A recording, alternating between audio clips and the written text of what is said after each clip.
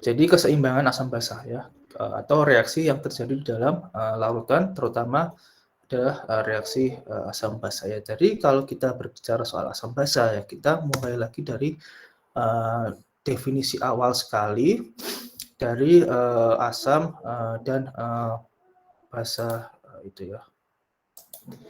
Jadi zaman dulu ya memang sebelum Lavoisier ada mungkin, atau sebelum adanya kimia modern ya, bahwa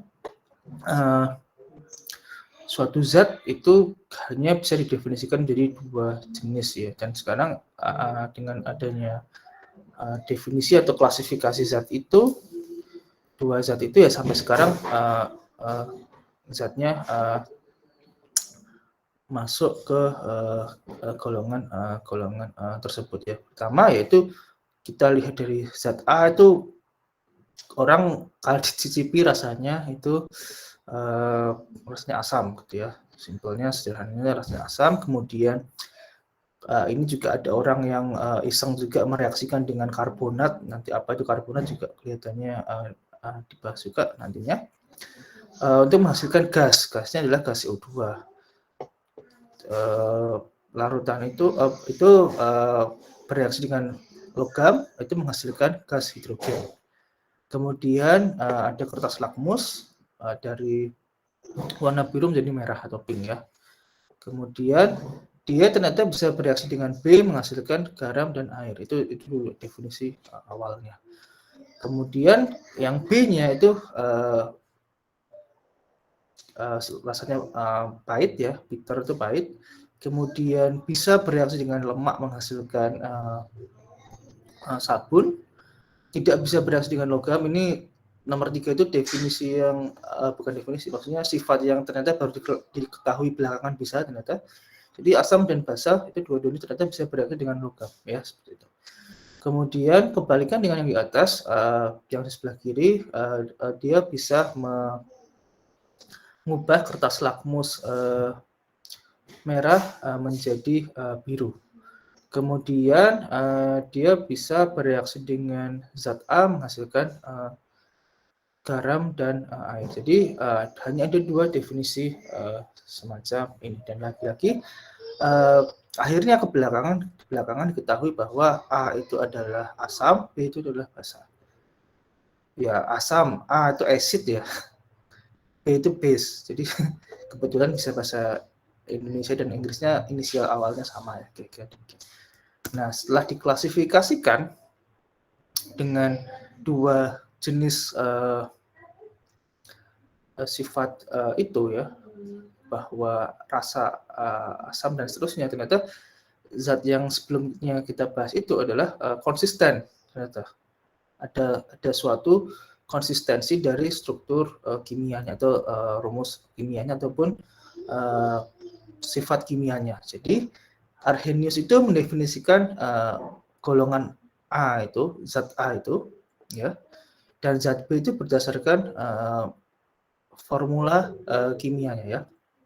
Ya kan belakangan akhirnya diketahui A itu asam atau acid, B itu adalah basa atau base ya. Nah, asam itu setelah dia teliti ya, bagaimana caranya, entah bagaimana caranya saat itu ya, kalau zat asam itu ditaruh di dalam air itu akan menghasilkan menghasilkan suatu ion ya. Ion itu adalah partikel bermuatan positif H+. Jadi asam apapun atau zat apapun kalau ditaruh di air itu akan menghasilkan H+, itu akan disebut sebagai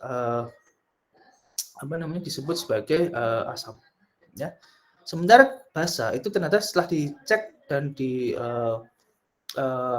teliti rumus kimianya itu zat apapun, jika di dalam air itu menghasilkan ion OH-, ion OH- itu disebut sebagai basa ya. Jadi ini adalah definisi yang betul ya, definisi yang betul. Tapi saat itu cukup sempit. Kenapa? Karena lagi-lagi belakangan akan ada definisi yang lebih spesifik lagi ya.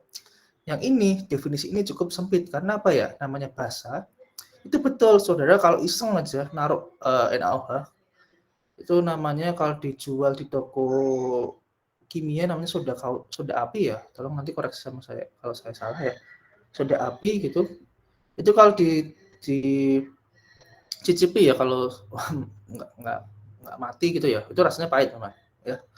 Kemudian asam juga kalau dicoba nggak mati gitu, itu rasanya pasti HCl itu rasanya asam ya. Jadi zat-zat ini memang memenuhi sifat fisik yang sebelumnya juga dibahas, yaitu bersifat asam, yang atasnya bersifat pahit. Jadi asam itu ya asam, rasanya asam, kemudian yang atasnya itu bersifat pahit ya. Jadi sebetulnya ternyata memang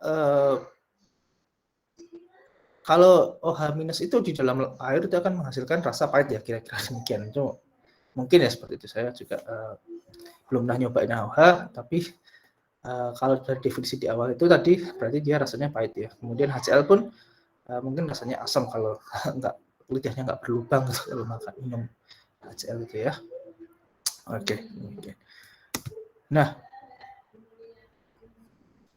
tapi bagaimana kalau misalkan pelarutnya itu bukan pelarut di air? Jadi teori Arrhenius itu spesifik sekali yang saya katakan di awal itu, bahwa dia itu hanya dipakai di sistem larutan berair atau larutan dengan pelarut air ya.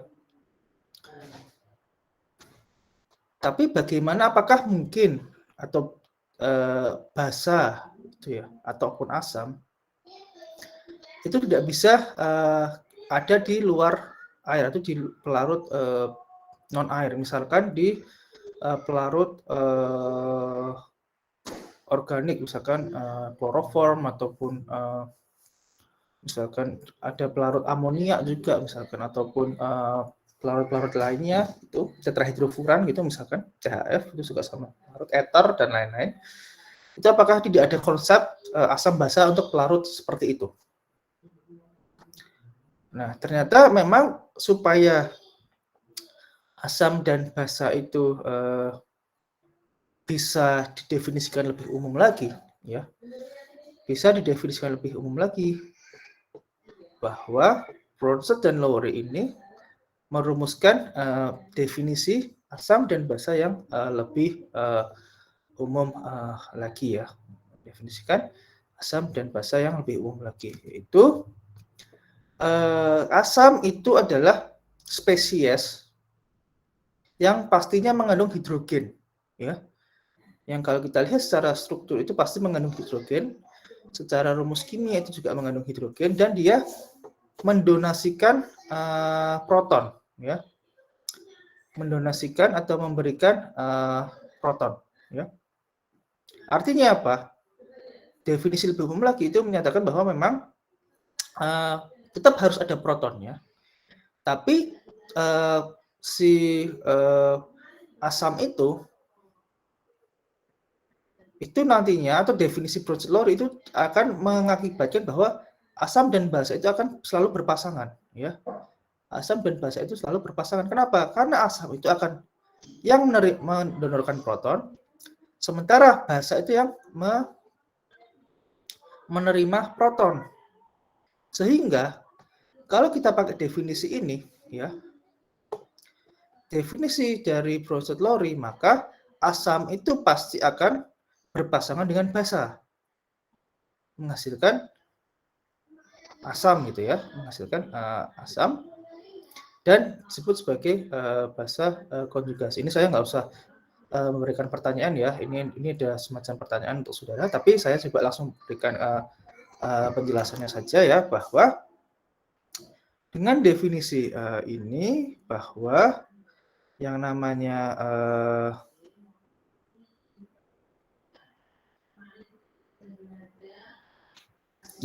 asam itu pasti mendonorkan H+. Jadi spesies ini, zat ini dia mempunyai H yang akan didonorkan ke H2O ya. H2O di sini akan bersifat basa.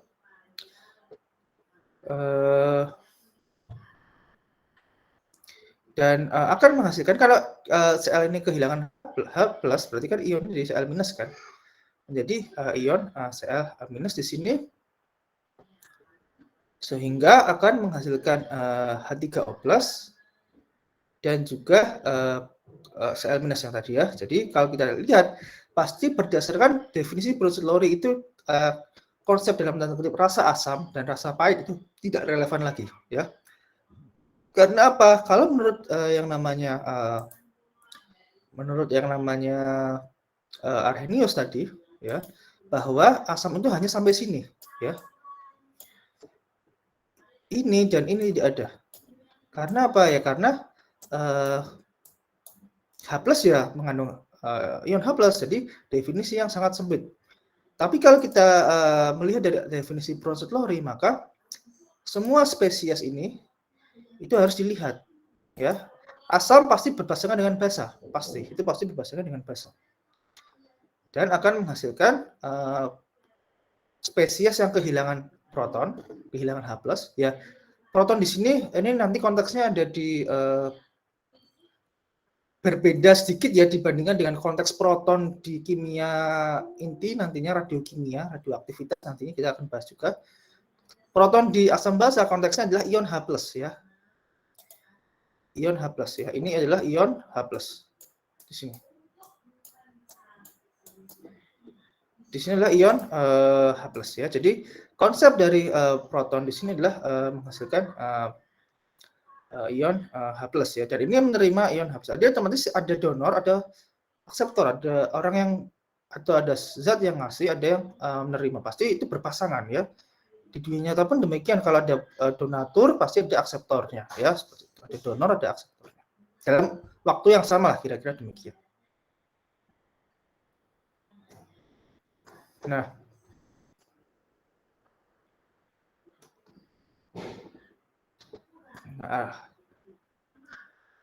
kalau kita lihat di sini reaksinya ya sebetulnya reaksi keseimbangan. Jadi ada reaksi bolak-balik seperti itu. Cuman kita melihat nantinya bahwa H+ ini atau spesies HCl ini dianggap bereaksi semua dengan air sehingga reaksi ini dianggap searah sebetulnya. Tapi tidak ada masalah sebenarnya ya. Yang penting adalah konsep dari ini itu sama ya, bahwa ion H+ di sini didonorkan dari spesies HCl ini diterima oleh H2O ini.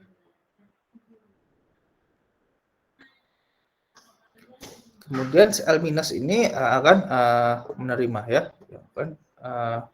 menerima jika misalkan ada reaksi kebalikannya, maka H3O+ yang akan mendonorkan proton ke Cl- menghasilkan HCl. Walaupun lagi-lagi ini adalah reaksi yang searah. Kalau reaksinya bolak-balik nanti ada konsep basa dan asam konjugasi ya. Asam konjugasi itu yang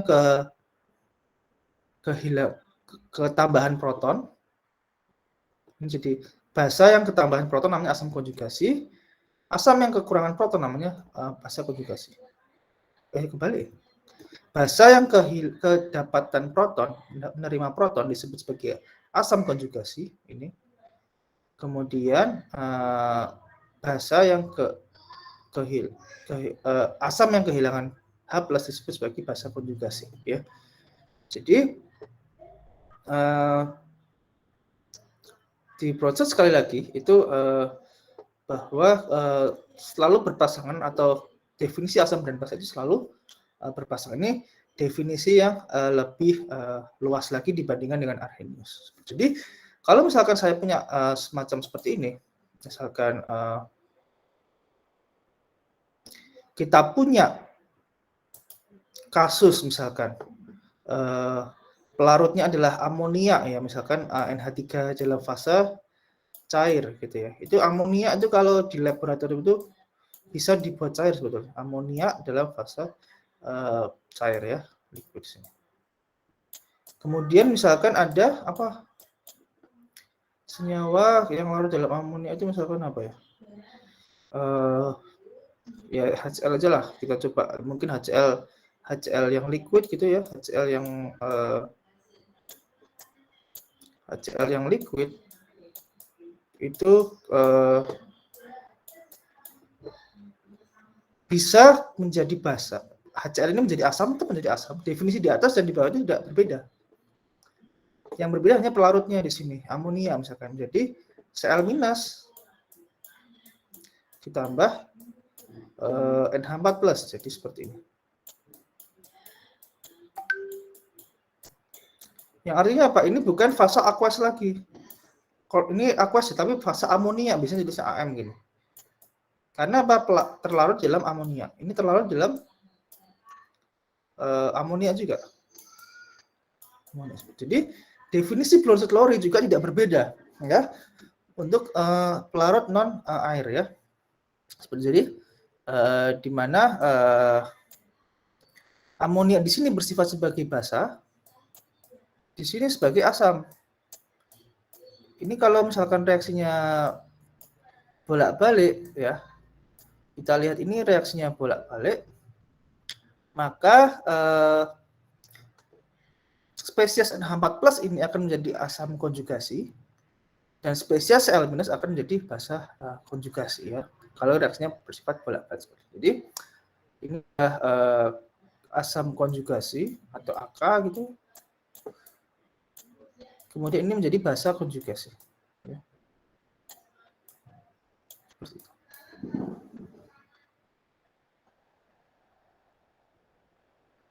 Lagi, nah, jadi kalau di Bronsted Lowry itu pasti ada pasangannya, pasti selalu berpasangan. Asam dan basa itu selalu berpasangan. Jadi ya tadi relatif terhadap HCO3 ternyata air bisa bersifat basa karena apa? Dia yang akan memberikan proton ke H2O-nya. Jadi air bersifat basa. Ini kalau air bersifat basa itu akan lucu, ya, konteksnya akan lucu dengan definisi dari Arrhenius, ya. Tapi konteks di sini asam dan basa itu selalu berpasangan, ya. Ini contohnya. Kalau kita gambarkan struktur dari HCO3-, maka kita akan ketemu bahwa di sini itu ada strukturnya H di sini bisa diberikan ke H3O+ di sini, ya, dan menjadi basa CO3-2-. Jadi kalau relatif terhadap H3O+, air akan bersifat sebagai basa. Tapi kalau kita lihat di sebelah kanan, H3O+ itu akan bersifat sebagai asam relatif terhadap basanya di sini, CO3-2-. Jadi karena kalau kita lihat reaksi yang ke kiri, berarti dia akan memberikan proton di sini, ya, ke CO3-2-.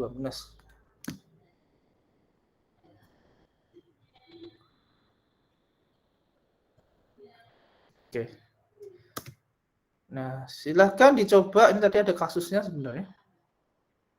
Saya rasa ini bisa saudara langsung jawab, ya. Yang atas ini berarti yang asamnya yang mana? Gitu, ya. Silahkan dicoba sendiri, ya. Kira-kira.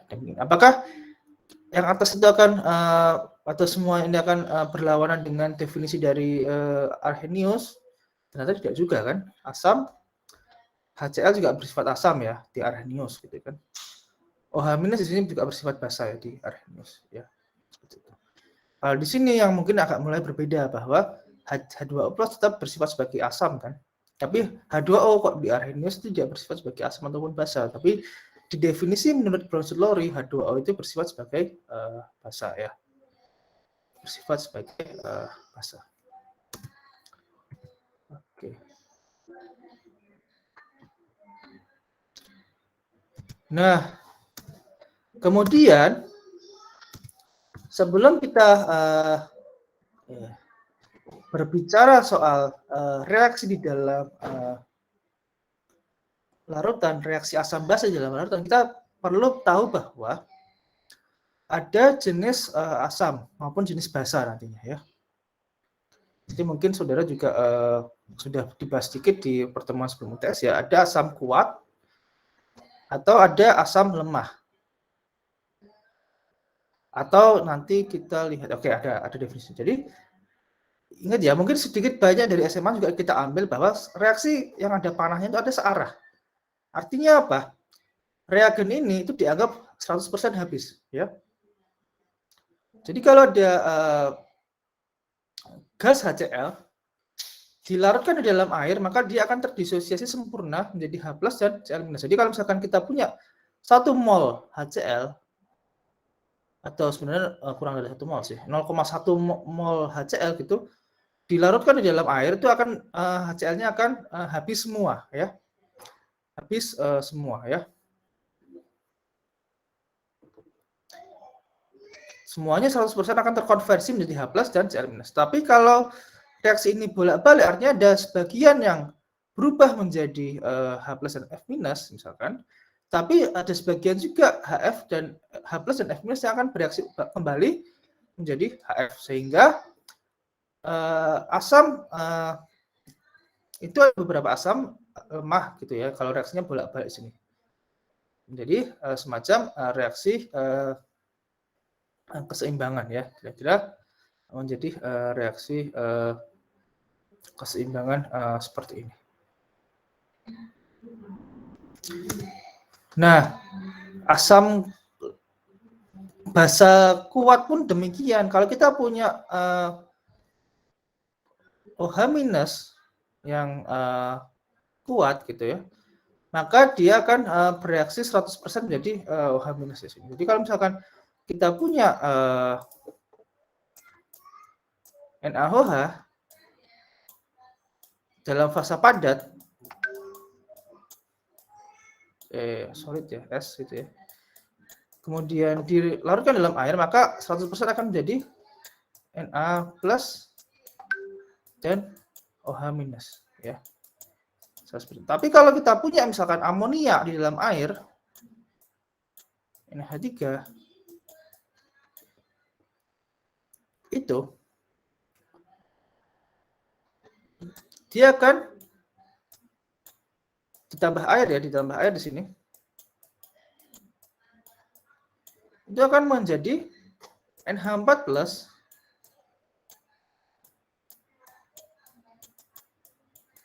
ditambah OH-. Ternyata definisi dari ini pun nggak bertentangan dengan definisi dari Arrhenius tadi ya. Di sini NH4 itu bersifat sebagai basa relatif terhadap H2O ya. Ini basa. Ini asam. Nah, begitu dia sudah bereaksi menjadi ini, ada sebagian yang bisa bereaksi kembali menjadi NH3 dan H2O. Berarti ini adalah asam konjugasinya. Ini adalah basa konjugasinya. Ya, jadi tidak bertentangan dengan Arrhenius sebetulnya ya. Teori ini ya, teori prosedur. Bahkan dia lebih luas dan bisa dipakai di berbagai macam berbagai macam pelarut ya, seperti itu. Nah, ini beberapa yang sudah ditemukan, atau sebenarnya lebih banyak dari ini sih, yang menjadi asam kuat ya, seperti ini, asam kuat ya. Jadi ini kalau direaksikan di dalam air itu akan 100% menjadi H+ ditambah ionnya yaitu Cl4-. Nah, ternyata basa kuat di sini adalah yang semua yang mengandung ion H+. Gitu. Jadi logam, formulasinya adalah logam, kemudian OH-. Ini logam, kemudian OH- dan seterusnya. Jadi logam-logam ini itu bersifat sebagai basa kuat. Ya. Kemudian asam-asam, jadi nggak cuma ini sebetulnya, tapi banyak. Tapi lagi-lagi saya sebenarnya tidak, ya ini sebagian dari ini memang dalam tanda kutip perlu dihafal ya. Tapi kalau sudah tahu, sebenarnya sering muncul itu kan ini HCl, asam kuat, kemudian HNO3, kemudian H2SO4. Ya. Nah, mungkin ini saling dibahas ya nanti ya. Oke, dibahas ya. Ini sebenarnya H2SO4 itu bukan sepenuhnya asam kuat ya. Ini mungkin konsep yang ada di SMA ya. H2SO4 itu bukan sepenuhnya asam kuat. Karena apa? Di SMA itu kan selalu ya H2SO4 itu menjadi 2H+ ditambah SO4 2-. Selalu seperti ini kan kalau di SMA ya. Tapi yang betul apa? H2SO4 itu dia asam kuat tuh hanya yang pertama. Jadi yang betul adalah ini kurang tepat sebenarnya. Ini kurang tepat. Karena apa? H2SO4 itu sebetulnya adalah yang ionisasi pertama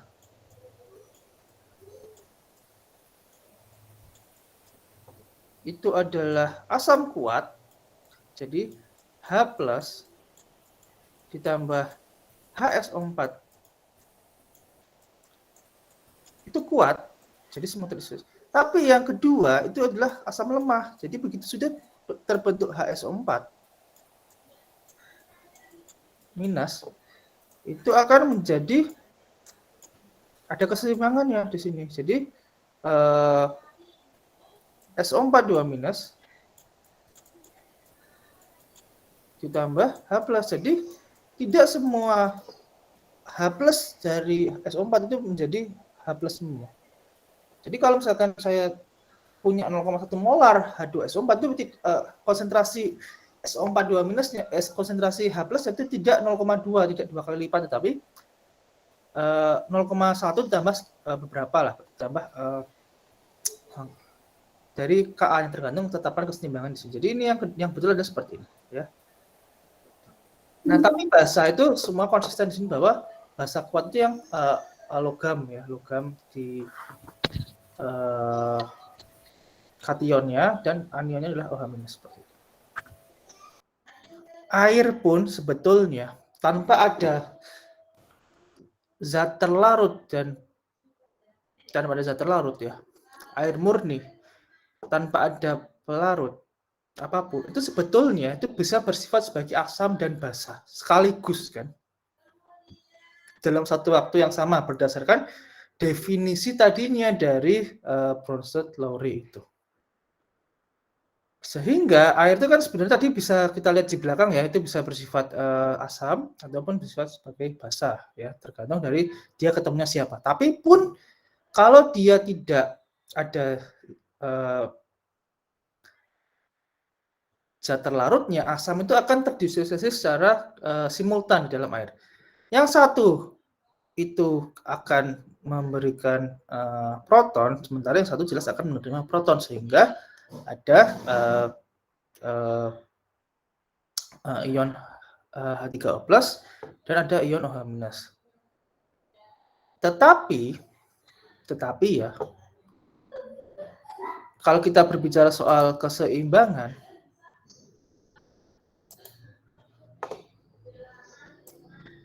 sebetulnya konsentrasi air, konsentrasi yang terion, terurai itu sangat sedikit ya, sangat sedikit ya. Tetapi kalau airnya netral, tidak diganggu apapun, otomatis kan karena ini konsentrasi sebelah kiri sama, maka konsentrasi ion H+ atau H3O+ ya. Ini supaya kita sepakati aja ya, ini H3O+ juga atau H+ sama ya untuk kasus ini ya. Itu akan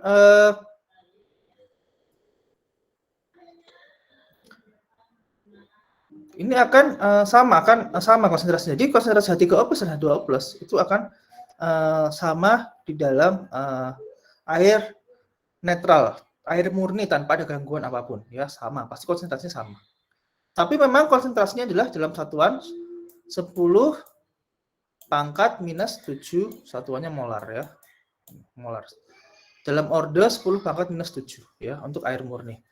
Jadi keseimbangannya memang sangat bergeser ke kiri sebetulnya. Jadi seolah-olah dalam itu tidak bereaksi menjadi H3O+ dan OH-. Tapi ada sedikit yang terionisasi menjadi H3O+ dan OH-. Nah, ini yang kita kenal sebagai konsep pH ya. Konsep pH. P itu singkatan dari power. Power itu pangkat ya, pangkat dari hidrogen. Ya. Karena konsentrasinya itu 10 pangkat minus 7, berarti nanti ada pH 7 kalau saudara ingat-ingat dari SMA lagi ya. Nah, karena ini ya, air itu kalau kita singkat saja ya, nggak usah pakai 2 gitu ya. Punya keseimbangan, H+ ya, H+ atau H3O+ sama aja. Atau ya kalau satu ini kita kita pakai definisi Arrhenius juga nggak ada masalah. OH-.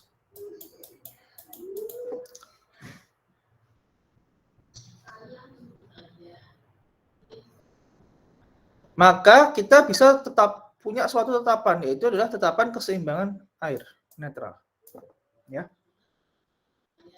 Itu KW. Jadi konsentrasi H+ atau konsentrasi H3O+ sama dengan konsentrasi OH-, ya. Dan setelah diukur dengan pengukuran seperti tadi, misalkan diukur dengan hantaran listriknya ada, itu caranya. Itu didapatkan bahwa konsentrasi H+ dan OH- itu sama, yaitu adalah 10 pangkat minus pada suhu kamar, ya, suhu 298 derajat Kelvin, ya. Itu konsentrasi sama sehingga KW-nya kalau kita kalikan yaitu 10 pangkat minus 14 pada konsentrasi 10 pangkat 25 derajat Celcius. Karena konsentrasi air itu kan satu sebenarnya, nggak dipakai ya untuk pengukuran ketetapan keseimbangan, ya, tapi kita pakai konsentrasi H+ dan konsentrasi OH- sehingga nggak ada penyebutnya di sini, ya. Sehingga H+ dan OH- itu konsentrasinya sama, yaitu 10 pangkat minus 7, sehingga kalau kita kalikan akan menjadi 10 pangkat minus 14. Dan ini adalah nilai KW dari beberapa suhu, ya, beberapa suhu. Dari 0 sampai 100 itu ada yang mengukur, sudah ada mengukur. Jadi banyak yang sebetulnya sudah tahap ini nantinya saya kasih bocoran, ya, saya juga ngajar kimia dasar di kelas kuliah tempat saya gitu. Ada yang bilang kalau misalkan pH, saya tanya gini ya, pada suhu 40 derajat pH air itu adalah 7 misalkan pada suhu 40 pH-nya 7. Itu termasuk netral, asam atau basa? 70% netral. Mereka lupa bahwa yang namanya tetapan itu akan bergantung pada suhunya juga. Sehingga kalau saya tanya pH 7 untuk suhu 40 berarti dia bersifat basa, kan? Seperti itu, di atas 7 itu akan bersifat basa. Karena apa? Konsentrasi OH- lebih besar dibandingkan dengan konsentrasi H+-nya. Seperti itu. Jadi pada suhu 40 pH-nya 7 itu apakah masuk asam, basa, atau netral? 70% menjawab netral. Padahal sudah saya berikan tetapan keseimbangnya segini gitu, ya. Ada air netral, ya. Kalau pH-nya 7 pada suhu 40 berarti dia jelas bersifat basa, ya kan? Ya, ini yang apa? Yang banyak sekali salah kaprahnya sebetulnya. Itu yang mungkin di SMA tuh nggak pernah dibahas ya hal ini, ya. Tapi ternyata pasti banyak mengandalkan ingatan SMA mungkin, ya, seperti itu. Kita lanjutkan. Nah, ini pH itu definisi adalah minus log konsentrasi H+ ya, atau H3O+, ya. H+ atau H3O+. pH. Jadi matematika silahkan gimana caranya, pakai kalkulator bisa. Untuk mengukur pH itu adalah kita punya konsentrasi dalam satuan molar, ya, Kemudian diminlogkan, nanti akan dapat pH-nya. Kalau netral, ya tadi konsentrasi H+ dan OH- itu sama. Asam itu konsentrasi H+ lebih besar dibandingkan konsentrasi OH-. Basa kebalikannya, konsentrasi H+ itu kurang dari konsentrasi OH-, ya. pH itu power of hydrogen. Tadi menyambung ke sebelumnya bahwa ini khusus, ya, ditekankan sekali lagi adalah khusus pada 25 derajat Celcius. Kalau suhunya naik atau turun, netralnya bisa berubah suhunya, bukan 7 lagi, bisa 6 atau bisa 7, sekian gitu kan. Kalau kita punya yang lebih rendah dari 298 itu netralnya 7, sekian, lebih dari 7. Kalau lebih tinggi dari 298 maka pH netralnya di mana konsentrasi H+ dan OH- itu sama, itu adalah 7 ya. Jadi lagi-lagi tolong perhatikan dan renungi ya bahwa KW atau tetapan keseimbangan disosiasi air itu akan berubah dengan perubahan suhu. KW akan tetap pada suhu yang tetap ya. Ini prinsip keseimbangan ya atau kesetimbangan ya. KW akan tetap pada suhu yang tetap, tapi dia akan berubah pada suhu yang berbeda. Itu saja dulu. Ya.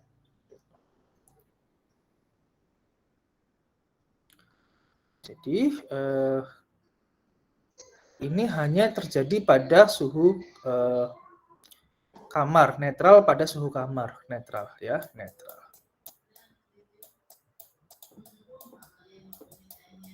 Seperti itu. Nah, tadi 7 itu adalah netral. Kemudian pH di atas 7 itu adalah basah. pH di bawah 7 itu adalah asam. Ini lagi-lagi di atas kertas ya. Sepertinya pH 0 itu tidak ada gitu. Karena apa ya? Karena pH 0 itu berarti kan konsentrasi asamnya 1 ya.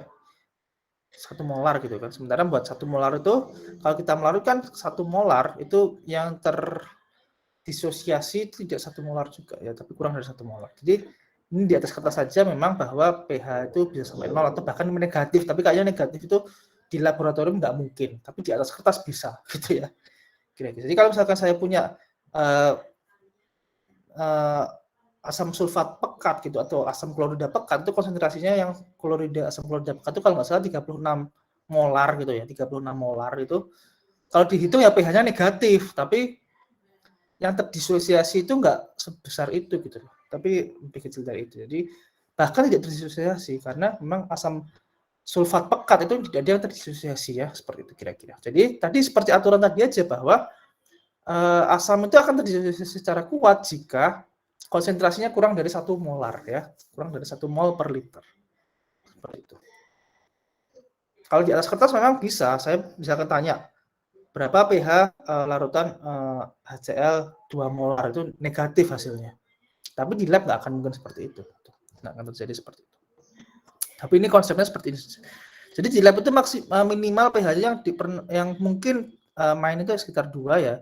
Yang di atas itu mungkin sekitar sekitar 12-13 masih bisa seperti itu. Nah, kalau untuk pH ini cara menghitungnya dengan kalkulator tadi minus log konsentrasi H2+. Berarti pOH itu adalah minus log OH minus konsentrasi OH minus. Sementara pH dan pOH itu selalu 14. Kenapa? Ya tadi ini saya sifat logaritma aja ya bahwa PKW atau PKW ini masih ada yang nggak tahu loh ternyata. Itu kan sama dengan min log apa ya? Konsentrasi H plus dikalikan konsentrasi OH minus.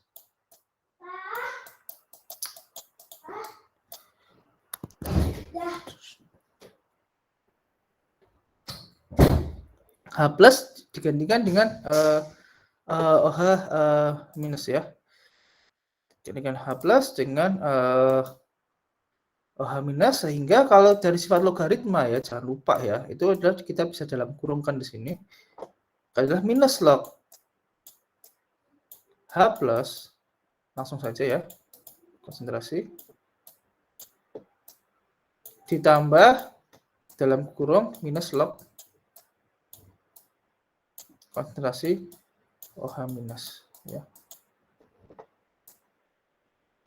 Ini nilainya 14. Ini nilainya kalau netral ya 7. Misalkan netral, tapi ini ya ini kan berarti ini pH. Ini adalah pOH. Ya gitu. Nah.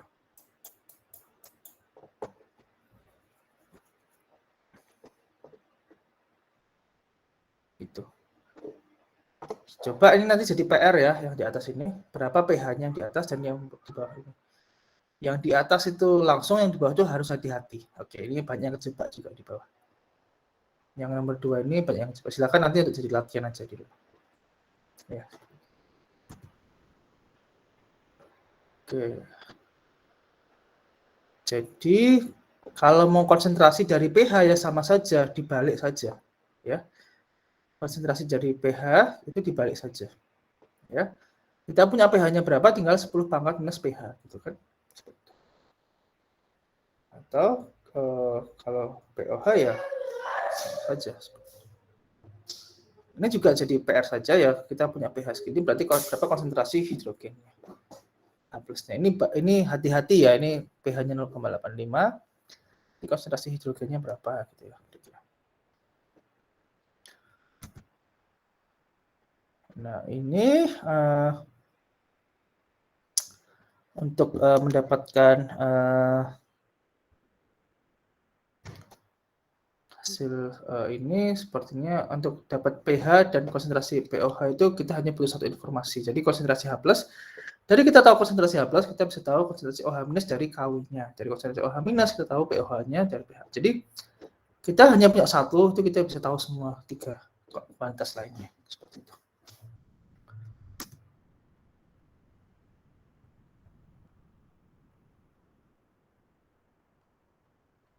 Oke, asam kuat dan basa kuat itu terdisosiasi sempurna di air sehingga tidak membentuk sistem keseimbangan. Sementara asam lemah dan basa lemah itu terdisosiasi di air tetapi dengan jumlah yang lebih sedikit ya dibandingkan dengan asam kuat sehingga mereka membuat sistem keseimbangan ya. Dan artinya mereka punya tetapan keseimbangan sendiri-sendiri. Ini saya ulang lagi. Ini K itu adalah tetapan keseimbangan asam yang mungkin juga sudah dibahas kemarin. Saya sedikit mereview lagi. Kemudian K itu menunjukkan rasio jumlah ion dan molekulnya. Zat murni nggak punya Ka-nya, nggak punya konsentrasinya. Jadi kalau konsentrasinya kalau derajat disosiasi lebih besar, maka nilai Ka-nya lebih besar juga ya. Tapi kita main di Ka itu untuk kasus ini Ka itu ordernya 10 pangkat minus sekian gitu ya. Jadi kalau kita definisikan tetapan keseimbangan tetapan disosiasi asam, maka kita bisa pakai persamaan ini untuk asam lemah ya. Itu adalah ini H3O+, konsentrasi yang di atas H3O+ atau H+ sebetulnya. Keseimbangannya adalah konsentrasi ini dibagi konsentrasi H+-nya. Konsentrasi yang tidak terdisosiasi ini tetapan keseimbangan asam. Atau Ka-nya ya. Ka-nya di sini ya. Tetapan keseimbangan asamnya seperti itu. Nah, asam lemah itu Ka-nya pasti kurang dari 1. Ya. Sehingga pH-nya itu kecil juga. Ya, enggak, maksudnya pH-nya juga konsentrasi H3O+-nya kecil, pH-nya antara 2 sampai 7 lah kira-kira. Kemudian sama dengan basa, ya ini basanya menerima proton, ya. H+-nya, pH plus-nya, ini OH-nya. Kemudian konsentrasinya udah seperti ini.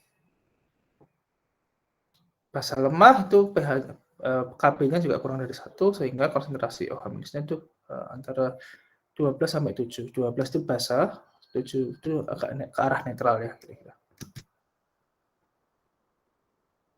Nah, ini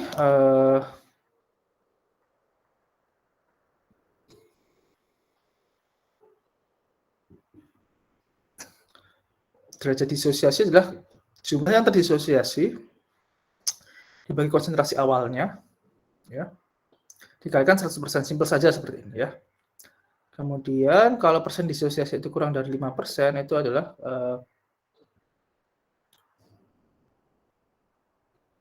konsentrasi